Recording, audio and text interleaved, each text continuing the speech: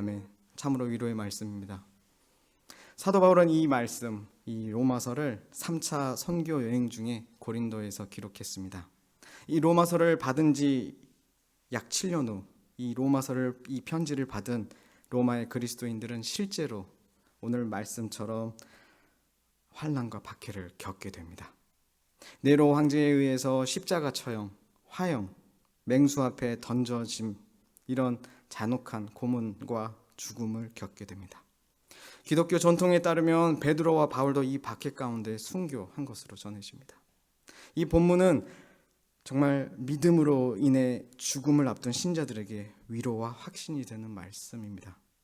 이 말씀은 당시 성도들이 고난 속에서도 하나님을 저버리지 않게 하며 그리스도의 사랑 안에서 믿음을 지킬 수 있는 능력이 되었습니다.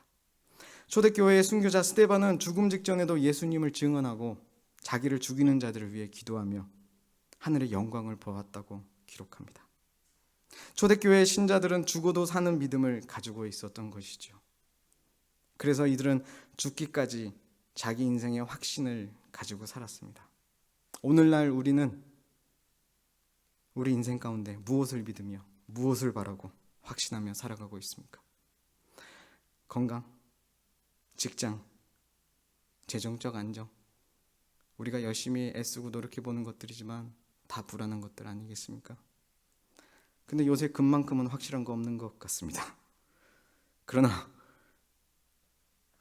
금을 못 산 만큼 우리는 또 불안하고, 역시 변동하는 금값에, 금값도 늘 변동하잖아요. 시장에 따라서 무엇 하나 확신할 수 없습니다. 우리는 확신할 수 없을 때 두려워합니다. 그래서 이 두려움을 없애기 위해서 이 세상의 다양한 재정적, 정서적인 보험들을 들어도 보죠. 라이나 생명, 이런 생명보험 이런 거 말고라도 다양한 그런 보험이란 이름 말고도 내가 내 안에 쌓아가는 하나님 아닌 다른 것들, 안정을 주는 그 거짓 것들을 우리는 하나 둘씩 쌓아가죠. 또한 하나님 앞에서 보다 스스로 나은 사람이 되보려고 노력도 해봅니다. 그러면 좀 더 나아질 것 같아서. 그렇지만 우리는 평안함을 살 수 없습니다. 이 불안함을 떨쳐낼 수가 없죠. 나에게서 시작된 방법으로는 안 됩니다. 우리는 다 한 번씩 해봤거든요. 아까 찬송가 불러본 것처럼 세월이 지나갈수록 우리는 알고 있습니다. 주님을 의지하는 것밖에 없다는 것, 더욱 의지하는 것밖에 없다는 것을 우리는 경험하고 있죠. 인생을 잘못된 것에 투자하는 것에 대한 불편함, 불안함, 두려움들이 우리 모두가 각자가 조금씩은 있습니다. 우리는 그리스도 안에서 새로운 피조물이기 때문에 이제는 하나님의 사랑에 기반한 확신으로 살아가야 한다고 오늘 본문은 말씀하고 있습니다. 그 삶은 바로 본문 앞 단락에 나오는데요. 어떤 삶이냐면 뭐라고 얘기하냐면 하나님은 우리를 하나님의 아들의 형상을 본받고 하나님의 영광을 위해 살도록 부르셨다고 선포합니다. 그리고 하나님은 우리가 하나님을 위해 사는 데 필요한 모든 것을 주심을 말씀하고 있습니다. 바로 본문 앞쪽에서요. 그리고 나서 오늘 본문은 이 삶을 살려고 하는 우리에게 주시는 위로와 확신의 메시지인 것입니다. 우리 인생 유일의 확신이 되는 하나님의 본질, 이 사랑을 오늘 잠깐 나누고자 합니다. 31, 32절 우리 다시 한 번만 읽겠습니다. 시작. 그런즉 이 일에 대하여 우리가 무슨 말하리요? 만일 하나님이 우리를 위하시면 누가 우리를 대적하리요? 자기 아들을 아끼지 아니하시고 우리 모든 사람을 위하여 내주신 이가 어찌 그 아들과 함께 모든 것을 우리에게 주시지 아니하겠느냐? 아멘. 이렇게 약속하고 있죠. 하나님께서 우리를 부르신 하나님께서 하나님을 위해 살아가는데 모든 것을 주신다는 말씀입니다. 무엇보다 하나님은 자기의 아들을 아끼지 않으시고 우리에게 내어주셨습니다. 바울은 뭘로 시작하냐면 오늘 본문을 하나님이 우리를 위하신다는 사실에서 시작하고 있는 것이죠. 이 사랑은 하나님의 감정이나 일시적 행동이 아니라 하나님의 본질입니다. 하나님의 존재 자체가 사랑이기 때문에 이 사랑은 하나님처럼 절대 변하지 않습니다. 이 사랑 안에 우리가 하나님과 연합되었기 때문에 그 어떤 것도 우리를 하나님으로부터 분리할 수 없습니다. 우리는 그런데 이 진리를 자주 잊습니다. 고난과 어려움이 닥칠 때 우리는 우리의 감정과 행위에 기반하여서 판단합니다. 그러나 그리스도인의 확신은 내 자신이 아닌 하나님의 본질, 사랑에 기반합니다. 예수님을 처음 인격적으로 경험하셨던 날, 예수님이 믿어지기 시작했던 날, 우리는 이게 가장 크게 먼저 들어옵니다. 하나님이 나를 사랑하신다. 하나님은 이 사랑이 변치 않으시는 분이시다. 그래서 우리는 하나님을 더욱 바라보고 따라가고 싶어지는 것이죠. 그런데 이 고난과 어려움이 닥칠 때 우리는 종종 잊게 된다는 것입니다. 낙심의 메커니즘이 작동하고 우리는 어떻게 되냐면 우리를 위하시는 하나님의 사랑보다 우리의 감정과 행위를 기반으로 믿고 의지했던 것들이 무너져 내리는 것을 경험합니다. 그리고 우리는 다시 불안해지죠. 예수님 만나고 처음 만났을 때 누렸던 그 평안과 세상 달라진 거 없는데 모든 걸 다 가진 것 같은, 내 안을 가득 채웠던 그것들이 텅 빈 것 같은, 이때 심하게 낙심하면 우리는 구원의 확신과 주님을 섬기는 지난 삶에 대해 위기를 느끼기 시작합니다. 그러나 다시 한번 그리스도인의 확신은 내 자신이 아닌 하나님의 본질, 사랑에 기반합니다. 그러나 이때를 놓치지 않는 자가 있다는 것도 오늘 성경은 말씀합니다. 이 위기 속에 사탄은 내 인생 유일한 확신의 근거가 되는 하나님의 어떠하심보다 나 자신을 향하고 나 자신을 바라보게 하는 것이죠. 34, 34절 말씀인데 33절만 우리 다시 읽겠습니다. 시작. 누가 능히 하나님께서 택하신 자들을 고발하리요 의롭다 하신 이는 하나님이시니. 아멘. 자신과 같은 편이었던 우리가, 사탄의 입장에서요, 우리가 하나님께 택함 받고 이제 하나님 편이기에 사탄은요 우리를 공격하기 시작합니다. 만약 나는 이런 사탄의 공격을 받고 있지 않는다면 합리적으로 의심해 봐야 합니다. 나는 하나님의 편인가? 합리적 의심을 해봐야 합니다. 우리가 하나님 편일 때 사탄은 우리의 적이 됩니다. 예전에는 같은 편이었지만 하나님과 원수되었던 나는 사탄과 원래 같은 편이었어요. 그러나 이제는 뭐라고요? 하나님 편이기 때문에 사탄은 공격하는 것이죠. 전쟁을 벌이는 것입니다. 사탄은 하나님의 사랑이 아닌 어떻게 이 전쟁을 해가냐면 나를 바라보게 하고 정죄하게 합니다. 사탄의 전략입니다. 우리 마음에 하나님을 멀리하게 하려는 사탄의 아주 뛰어난 전술이죠. 나의 잘못을 들쑤십니다. 나를 의롭게 하시는 예수님보다, 나를 사랑하시는 하나님보다 내가 어떤 사람인지 자세히 확대해서 들여다보게 하고 스스로 해석하고 판단하게 합니다. 내 스스로 나를 확대하고 판단해보고 자꾸 현미경으로 볼 때 하나님은 점점 작게만 보이고 계시나? 라는 물음표를 띄우게 되는 게 하는 전략이죠. 자기 연민과 건강하지 않는 교만한 죄책감에 눌리게 합니다.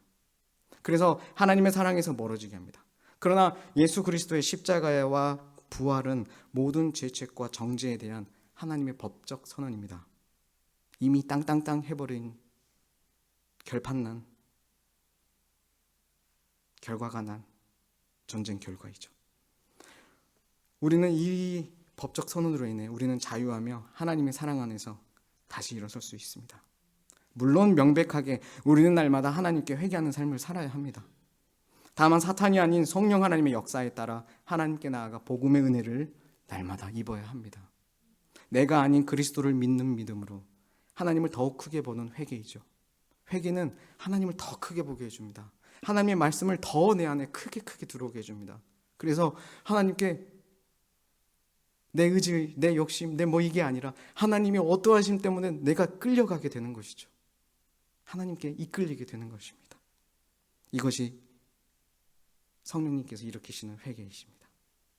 이 과정, 이 회개의 과정, 이 하나님의 본질인 사랑 안에서 일어나야 하는 것이죠. 사탄은 정확히 반대로 내 양심을 망가뜨리고 자신의 고발과 정죄 가운데 하나님의 사랑이 얼마나 큰지 잊게 합니다. 너가 그랬잖아. 너가 잘못했잖아. 너가 또 그랬잖아. 어떻게 네가 그럴 수 있니? 하나님의 사랑이 이렇게 큰데.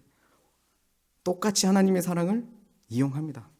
하나님의 사랑이 얼마나 큰지 너 경험했는데 너 또 이럴 수 있어? 야, 넌 안 되겠다. 하나님도 이쯤이면 너에게 관심 없지 않을까, 이렇게 속삭이죠. 그리고 패배감 속에서, 특히 고난과 고통 속에서 하나님을 작게 보고 하나님의 사랑을 확신하지 못하게 만들어내죠. 그때 우리는 더욱 고통스럽습니다. 이제 35, 36절은 더 나아가서 외부에서 오는, 내부에서 일어나는 사탄의 어떤 전략이 아니라 외부에서 오는 환난, 핍박, 고난, 심지어 죽음까지 언급하게 되는데요. 우리는 정말로 하나님의 자녀로 살면서 죽임을 당하는 것 같고 도살가 당한 양같이 여김을 받는 것 같은 상황이 올 수 있습니다. 갑자기 큰 병으로 건강이 무너지고, 직장에서 구조조정으로 해고될 수 있고, 손꼽아 기다렸던 승진의 기회가 사라지고, 자녀의 입시가 실패할 때 우리는 그렇게 느껴질 수 있습니다. 이때 우리는 이렇게 느끼죠. 세상은 많은 것을 우리에게 실제적으로 빼앗아 간다. 근데 하나님은 뭐 하시는 거지? 이런 생각을, 이런 물음표를 띄울 때도 있죠. 그러나 결론적으로 그 어떤 것도 그리스도의 사랑에서 우리를 끊을 수 없고, 그것은 사실이 아닙니다. 하나님은 우리를 지키시는 분이시고, 우리는 하나님의 어떤 그 놀라운 계획 안에서 우리는 늘 안전히 살아가고 있는 자, 사랑을 입은 자들입니다. 심지어 오늘 말씀은 죽음조차도 그리스도 예수 안에 있는 하나님의 사랑을 이길 수 없다라고 썼습니다. 예수 그리스도는 자신의 죽음으로 죽음을 정복하신 분이시죠. 또한 부활하심으로 우리의 새로운 소망이 되시는 분이십니다. 37절 말씀, 그러나 이 모든 일에 우리를 사랑하신 이로 말미암아 우리가 넉넉히 이기느니라. 아멘. 우리의 죄의 문제가 해결되었을 뿐만 아니라 사탄을 밟아 이기신 분으로 말미암아 우리가 승리했을 뿐만 아니라 또한 이 승리가 넉넉해짐까지 나아간다는 것입니다. 나를 위하고 나를 사랑하는 마음이 우리를 위하시고 우리를 사랑하시는 하나님으로 인해 이제 진정 하나님과 이웃을 향해 살아갈 수 있게 하는 것이죠. 설령 실패하거나 또 넘어지더라도 34절 말씀, 우리를 위해 중보하시는 예수 그리스도께서 우리를 위해 강구하고 계십니다. 우리를 사랑하시는 하나님은 그리스도 예수 안에서 나를 사랑으로 자신과 하나가 되게 하신 분입니다. 결코 분리가 되지 않습니다. 그래서 우리는 절대 하나님의 사랑과 분리되거나 끊어질 수 없고, 절대 따로 국밥처럼 따로 살아가지 않는 존재라는 것이죠. 그래서 하나님 안에서 우리는 하나님을 위해 살도록 부르셨다는 그 부르심을, 하나님의 영광을 위해 창조되었다는 그 말씀을 하나님은 이루어 가시는 것입니다. 38절 39절 말씀 한 번 더 큰 소리로 읽고 결론을 맺겠습니다. 우리 말씀을 읽으시죠. 시작.